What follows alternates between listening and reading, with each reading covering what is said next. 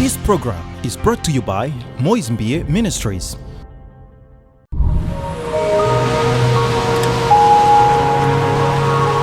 Cette qualité sambo qui occasionne de belles rencontres. il Il est très important que tu fasses dans la vie de belles rencontres. Est-ce que tu reçois cette parole? Les belles rencontres, c'est des rencontres qui te font avancer dans la vie. Des rencontres qui te trouvent à zéro et qui t'emmènent à 100. Mon objectif ici, derrière cette prédication, n'est pas seulement que tu fasses de belles rencontres, mais aussi que tu sois capable de profiter de belles rencontres que tu as déjà faites dans la vie. Il y a une qualité que Ruth avait, et j'aimerais qu'on exploite ça. Écoute-moi.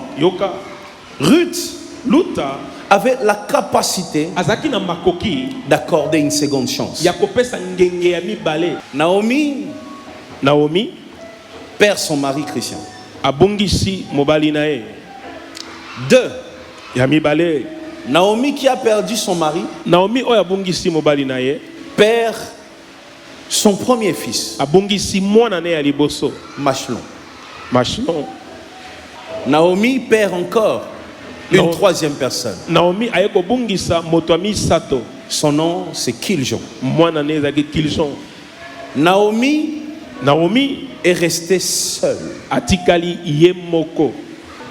Tu arrives à un endroit, tu croises une personne. Dans la vie de cette personne, il n'y a que des pertes. Est-ce que moi et toi, on se connaît? Moi et toi, on se connaît bien. Est-ce que tu ferais confiance à une personne qui est en train de tout perdre dans sa vie? Ici, nous voyons une femme qui va faire alliance avec une perdante. Celle qui perd tout le temps. Celle qui perd tout ce qu'elle touche. Il suffit que tu la croises, tu vas mourir. C'était peut-être ça la réputation de Naomi. Ruth, elle découvre toutes ces choses et elle se lève. Elle va accorder une chance à celle qui a tout perdu. Parfois, ça arrive aussi que la personne qui a tout perdu est simplement passée par une période difficile de sa vie. L'erreur, c'est parfois nous collons des images à certaines personnes à cause de ce que nous voyons. Parfois, ce que nous voyons trompe. Parfois, ce que nous voyons ne révèle pas la vraie nature d'une personne. Voilà pourquoi la plus belle chose à faire lorsque tu te poses des questions, c'est d'aller au pied du Seigneur. Lui dire: Seigneur, toi qui connais le cœur, moi je m'arrête à ce que les yeux voient. Mais toi tu vas au-delà de ce que les yeux peuvent voir. Seigneur, qu'est-ce que tu penses? Toujours essayer de connaître la volonté de Dieu.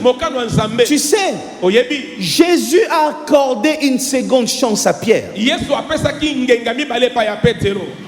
Tu m'as renié? Ok, c'est pas un problème. Mais viens. Il lui pose une question: est-ce que tu m'aimes? Pierre répond: oui, je t'aime. Deuxième, troisième fois, et Pierre dit, la troisième fois, Pierre dit: Seigneur, tu connais toutes choses.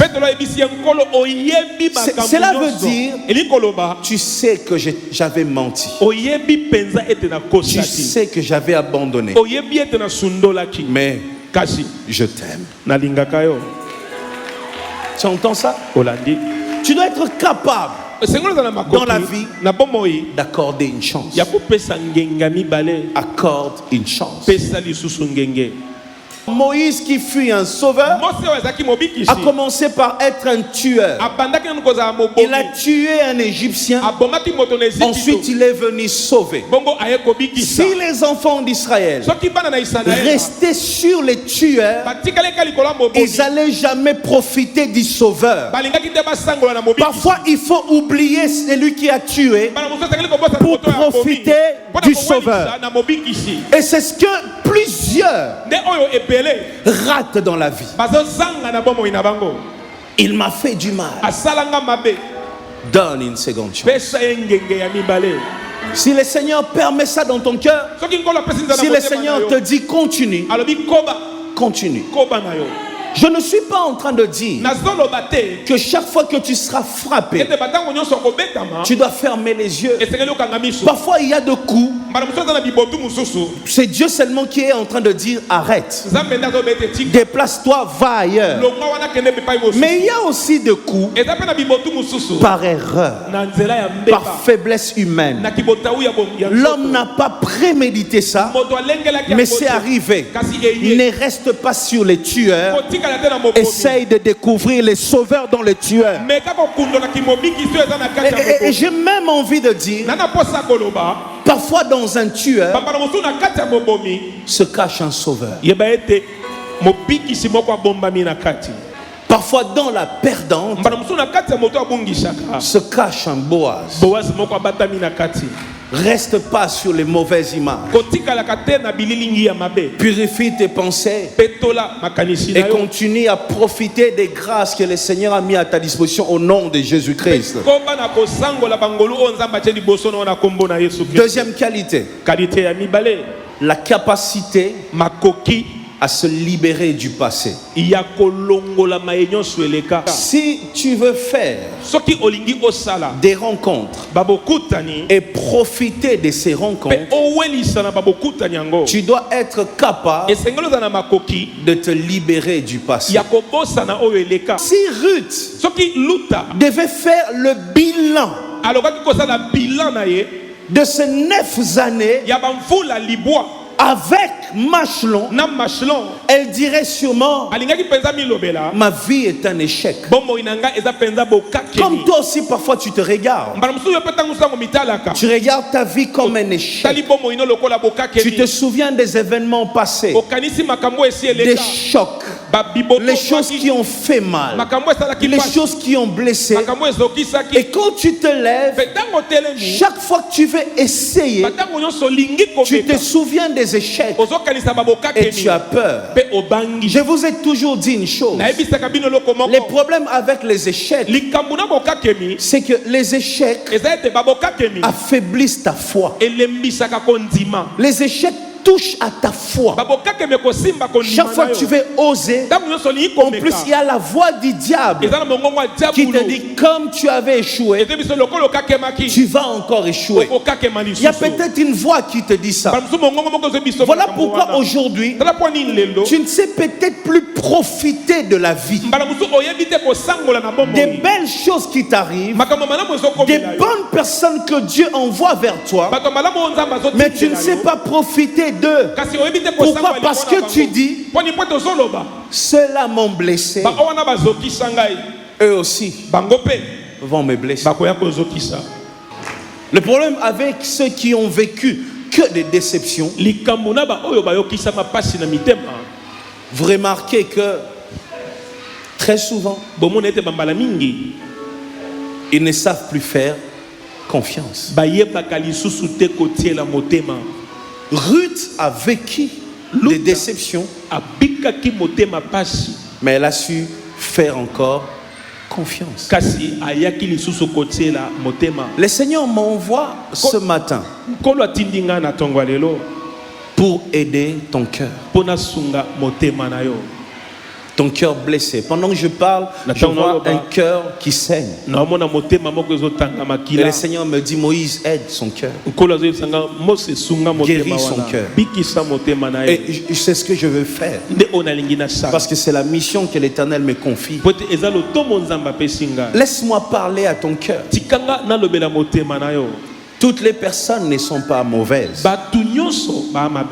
Sur cette terre, sur ton chemin, il existe une consolation. Il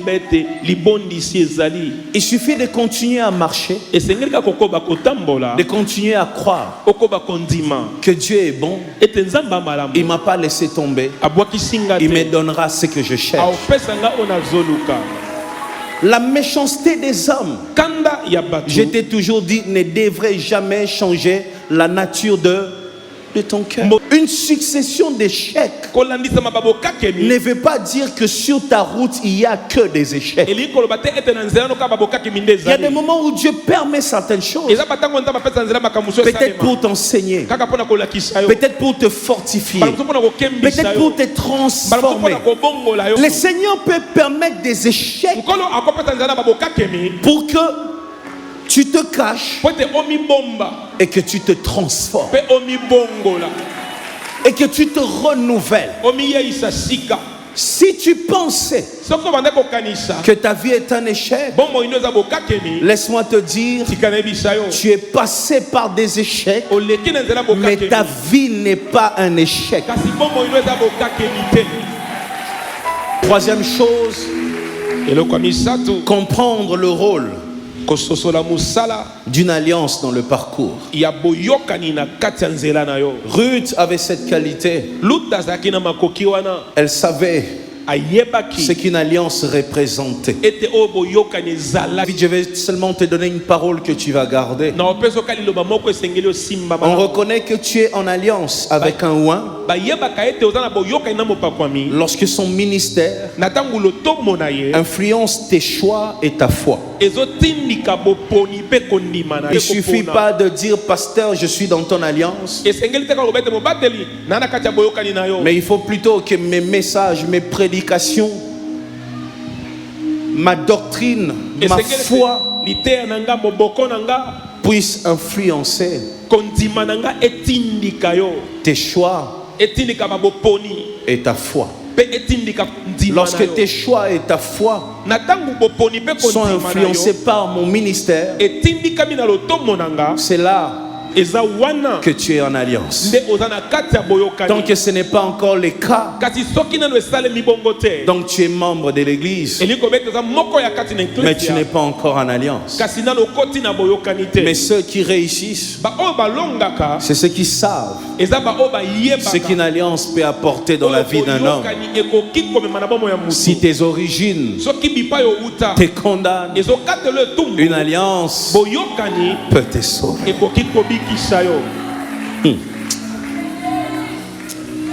4. Une qualité que Ruth avait, la loyauté. C'était une femme loyale. Ruth chapitre 2 versets 22 à 23.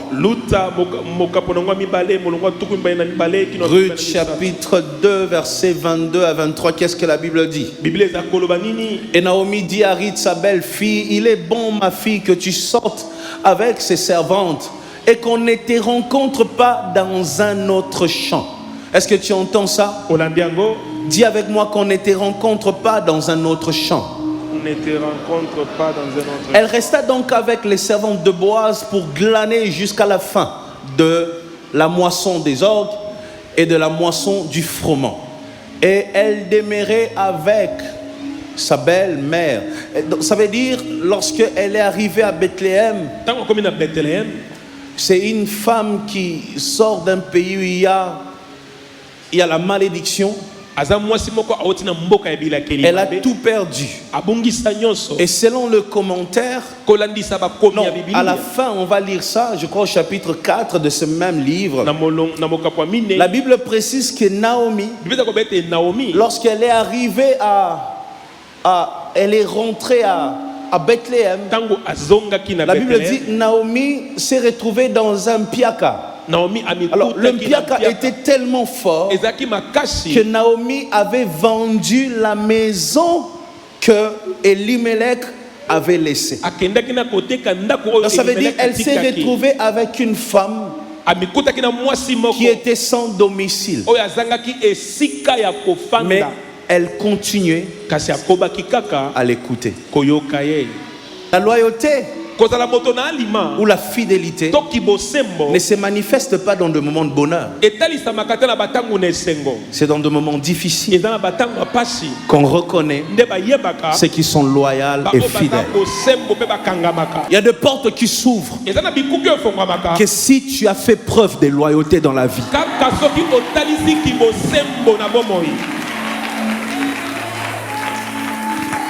Nasambela nzamba kosimba mutema ne akosimba te. Tu n'as pas de position, tu es vacillant. Il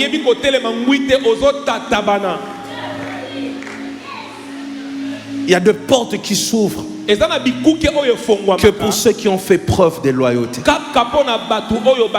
Il y a des dimensions où Dieu emmène que ceux qui ont fait preuve de loyauté. Toi-même devant Dieu tu n'es pas loyal.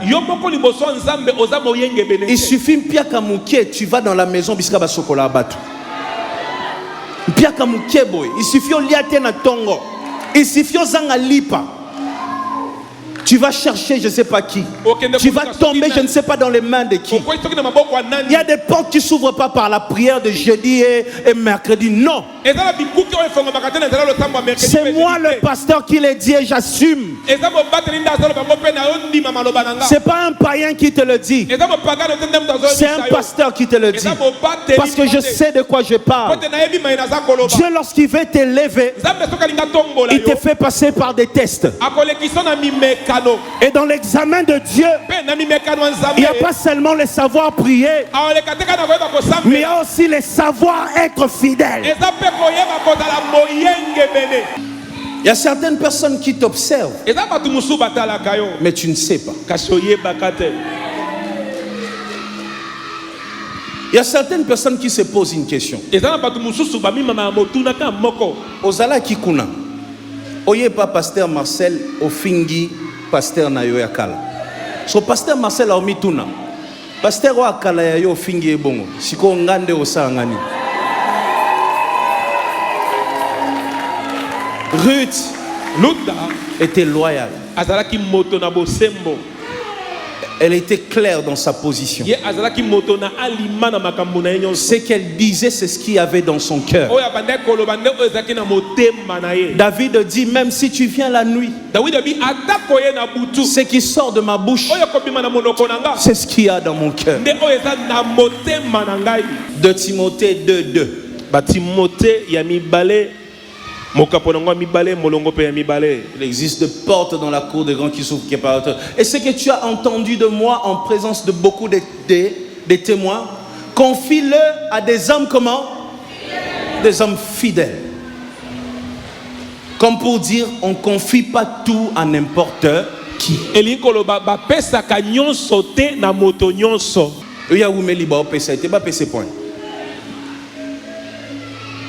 Des hommes comment?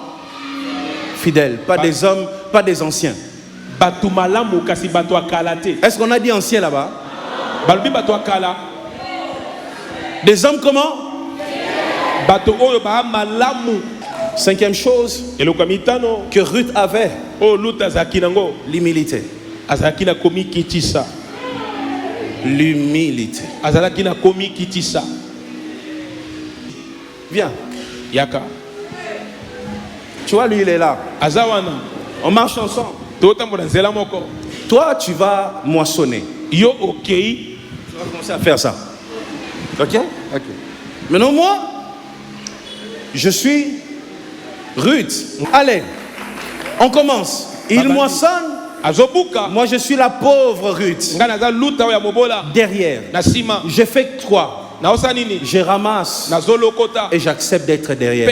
Et ce qui est grave, c'est pour ramasser, il faut se courber. Donc elle passait plus de temps comme ça que comme ça. Elle a passé peut-être 3 heures courbée.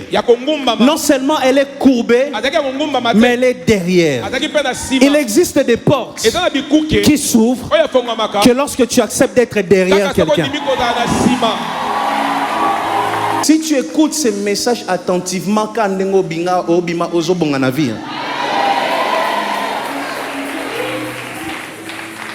derrière quelqu'un, tu peux rencontrer plusieurs autres personnes. Moi, dans ma vie, à une époque, j'avais aucune grande relation. Les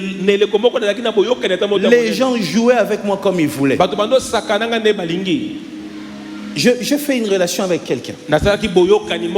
Cette personne a commencé à m'emmener. Demain ici, demain là-bas. Je me suis retrouvé, je connaissais presque tout le monde, mais à cause d'une seule personne.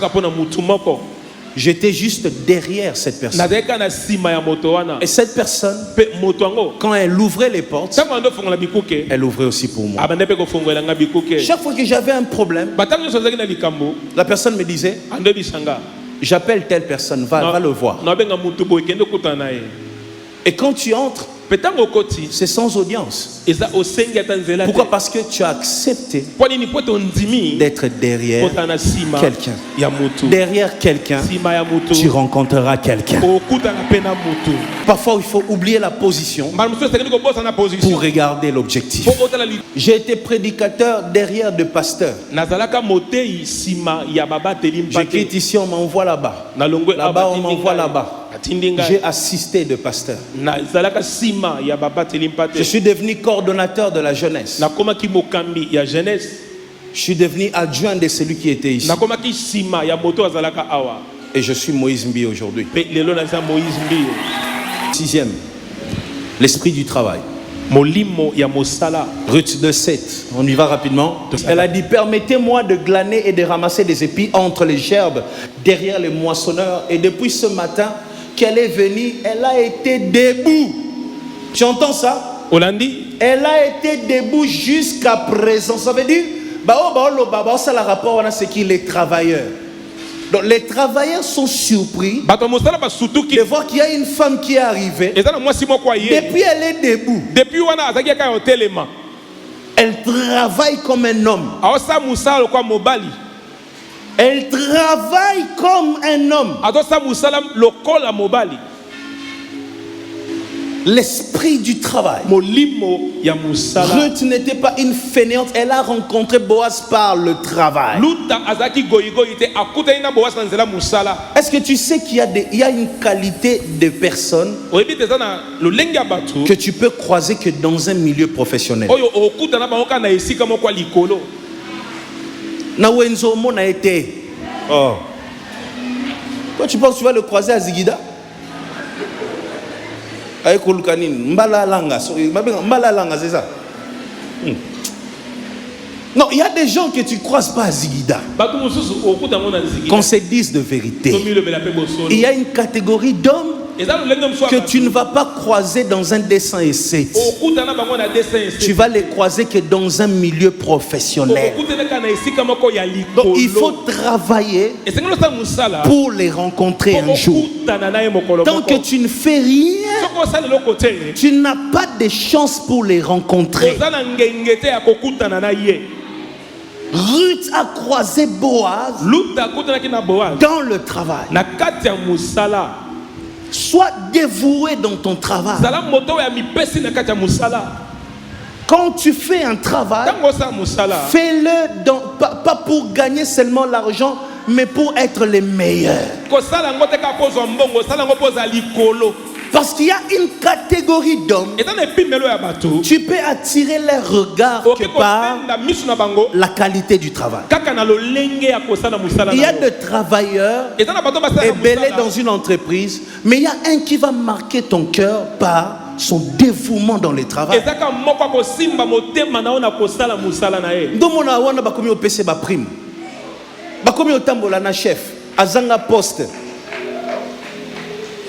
Mais ce qui n'a adjoint un chef à Gangelier, à Siliki.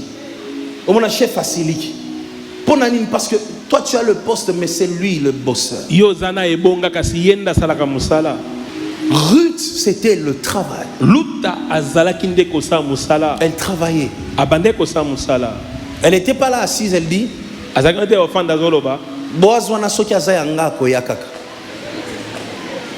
Combien disent ça dans cette église? Dans cette génération même. À moins qu'il y ait un gâté.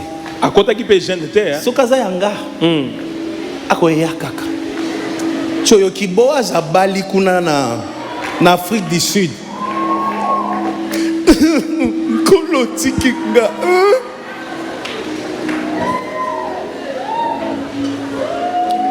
Septième chose, je vais finir ici. La foi. Ruth avait la foi. Ce sont là les 7 qualités qui ont emmené Ruth auprès de Boaz. Celui qui a ces 7 qualités finira par rencontrer Boaz dans sa vie. Laisse-moi finir en disant: sois béni au nom de Jésus. Sois encore béni au nom de Jésus. Sois encore béni au nom de Jésus.